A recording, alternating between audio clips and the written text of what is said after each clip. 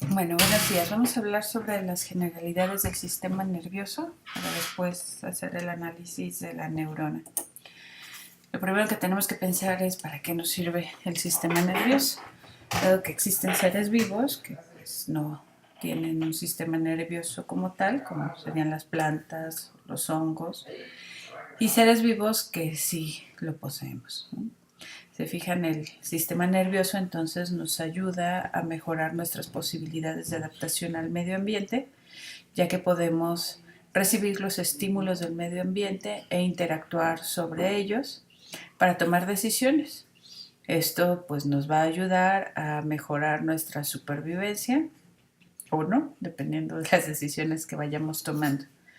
Entonces las plantas, por ejemplo, si bien pueden tener algún tipo de movimiento dado por sistemas bioquímicos, pues carecen de esta posibilidad de adaptarse al medio ambiente cambiante o de modificarlo para mejorar su supervivencia.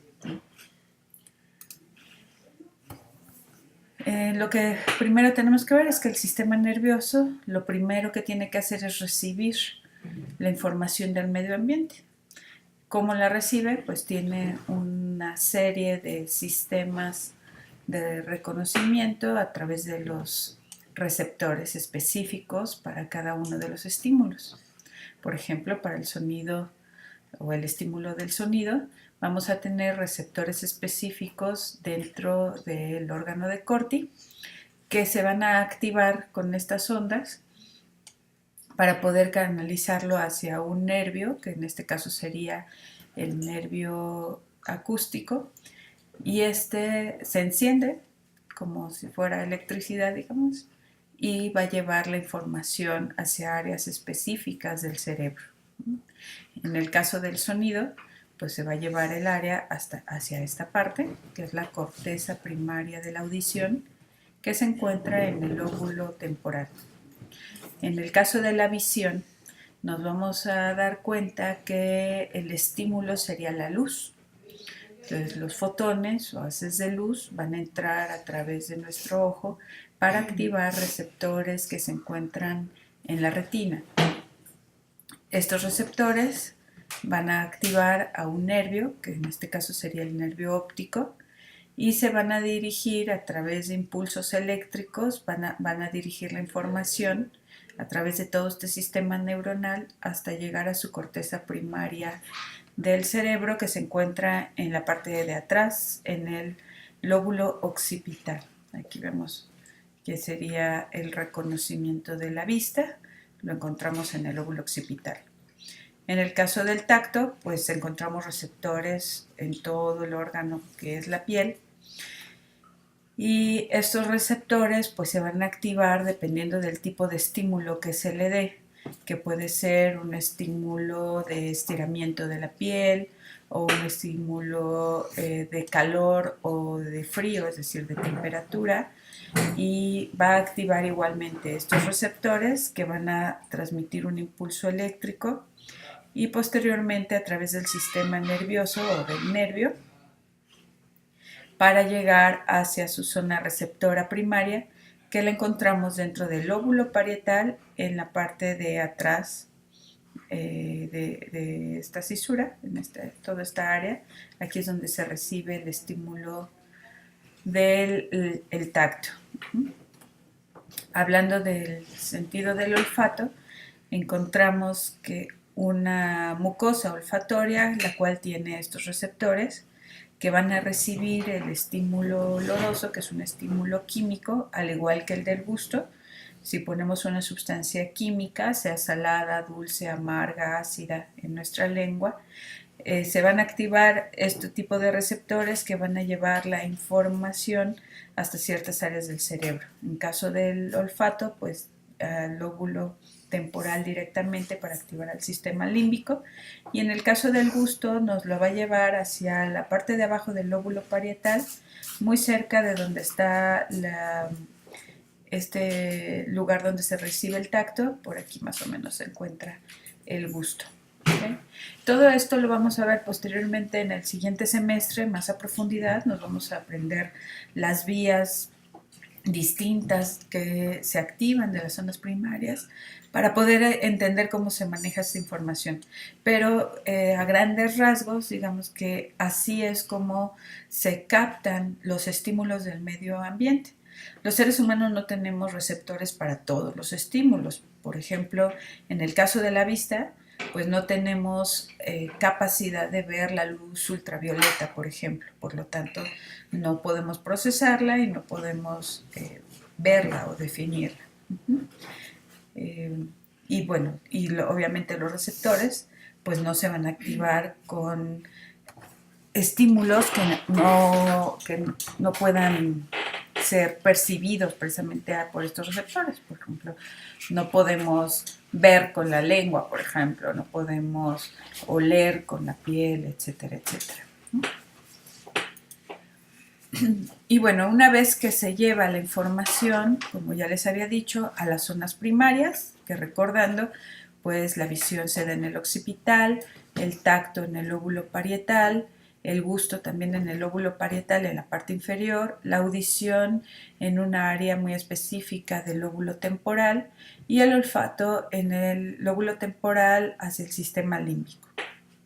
Una vez que se lleva a estas áreas primarias, en estas áreas se desglosa la información, se parte en sus diferentes componentes para poder analizarla. Por ejemplo, en el caso de la visión, se va a dividir en profundidad, color, forma, tamaño, etcétera, etcétera, para poder desglosar y entenderla. Pero una vez que se lleva a todas estas áreas primarias de reconocimiento, se tiene que llevar la información hacia el lóbulo parietal, que es este que encontramos en otro colorcito, porque en este lóbulo es donde tenemos el área de asociación. Tenemos varias áreas de asociación, pero para fines didácticos, pues tenemos que primero entender esta primera parte, esta área de asociación primaria. ¿Asociación con qué? ¿Con qué podemos asociar los estímulos primarios para poderlos reconocer o identificar? Pues obviamente con áreas que tienen que ver con la memoria. Entonces tenemos que conjuntar los diferentes estímulos, llevar el sistema de memoria y en el parietal entonces tenemos ya la interpretación del estímulo. ¿A qué le llamamos esa interpretación de esos estímulos? Pues le llamamos percepción. Entonces, la zona de percepción está en el parietal porque ahí ya nos damos cuenta de qué cosa es un estímulo. Entonces, en sus apuntes necesito que me anoten qué cosa sería sensación y qué cosa sería percepción. Y me ponen unos ejemplos. ¿Okay? Si se fijan, la forma en cómo se van manejando los diferentes estímulos es que se encienden los diferentes lugares de manera sincrónica y hacia todos lados para poder llevar información al parietal y poder estar haciendo la percepción constante de todo esto. ¿Para qué queremos percibir? Pues ya que una vez que recibimos los estímulos y los interpretamos, entonces toca dar la respuesta. Y los seres humanos tenemos la capacidad de responder hacia los estímulos de nuestro medio ambiente de 4 maneras básicas. La parte de respuesta emocional, fisiológica, cognitiva y conductual. ¿Okay? Ahora, ¿a qué le llamamos respuesta fisiológica? Eso me lo van a anotar en su libreta.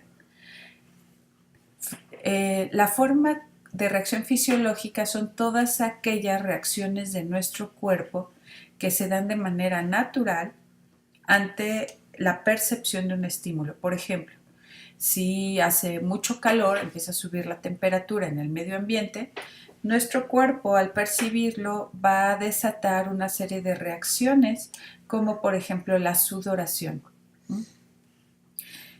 Si de repente sentimos miedo, El miedo va a provocar una serie de cambios fisiológicos que preparen a nuestro organismo para salir corriendo y defendernos, ¿no?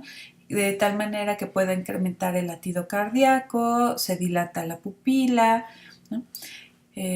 Otras reacciones fisiológicas que también se dan, pues es el sueño, ¿no? De qué manera se va controlando nuestro sueño, se va regulando, pues también son reacciones fisiológicas que están dadas por impulsos nerviosos. Si algo nos pone estresados, si algo nos pone angustiados o enojados, el estímulo cerebral le va a estar manejando que esté alerta y pues le va a ser imposible dormir. Entonces, la pregunta sería, ¿a qué le llamamos respuestas fisiológicas? Y me le ponen 2 ejemplos. Ojalá sean 2 ejemplos que no sean de los que yo hablé, sino otros. Otro tipo de respuesta es la respuesta de la conducta. ¿Qué es lo que vamos a hacer con todo lo que estamos procesando? La conducta, si se fijan, es todo aquello que podemos observar y analizar, medir, ¿no? Cuánto, cada qué ocurre la conducta, etcétera, etcétera.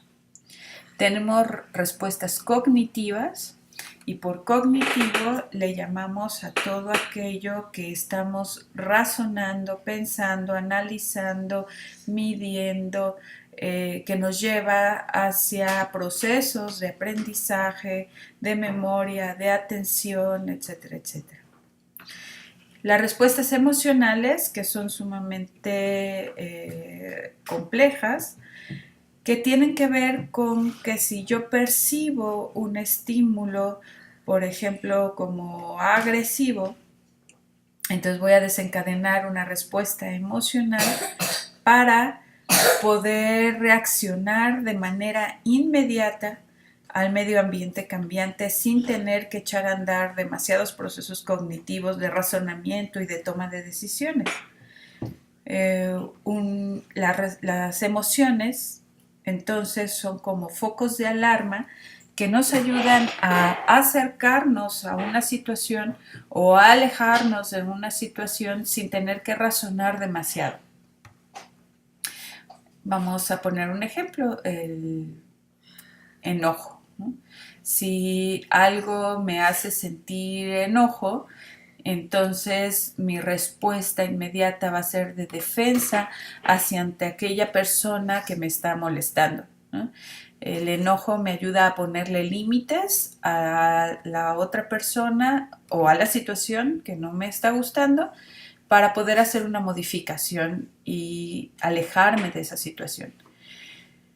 La ansiedad, que es la como más fácil de entender, nos ayuda también a alejarnos de un estímulo que nos asusta para con esto impedir el daño que nos pudiera resultar. En el caso de la alegría, pues nos ayuda a acercarnos a aquella situación que nos agrada.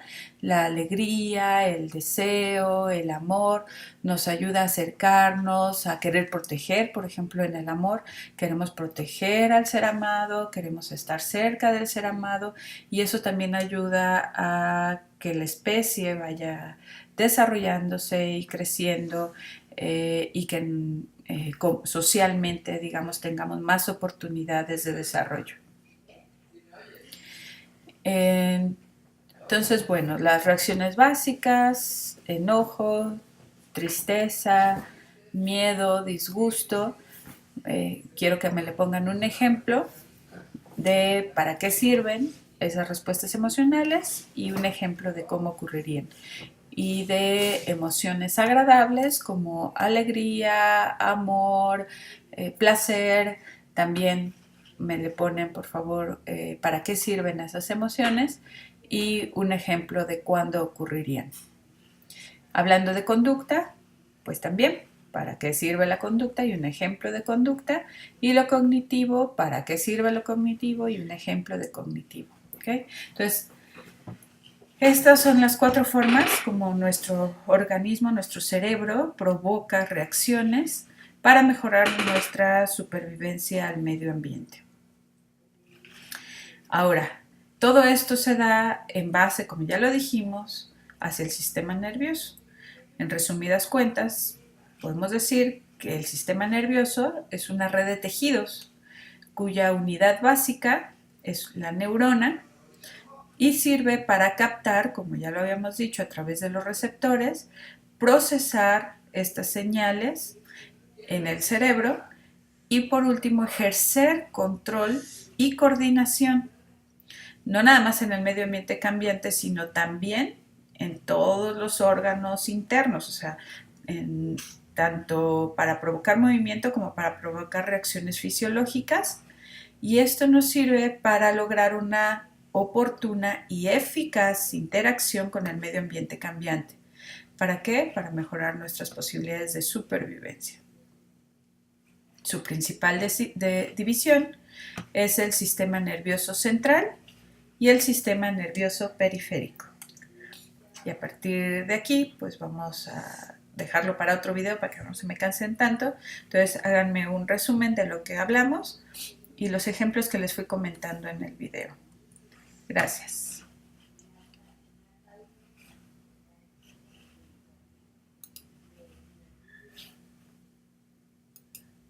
Ay, no se grabó que...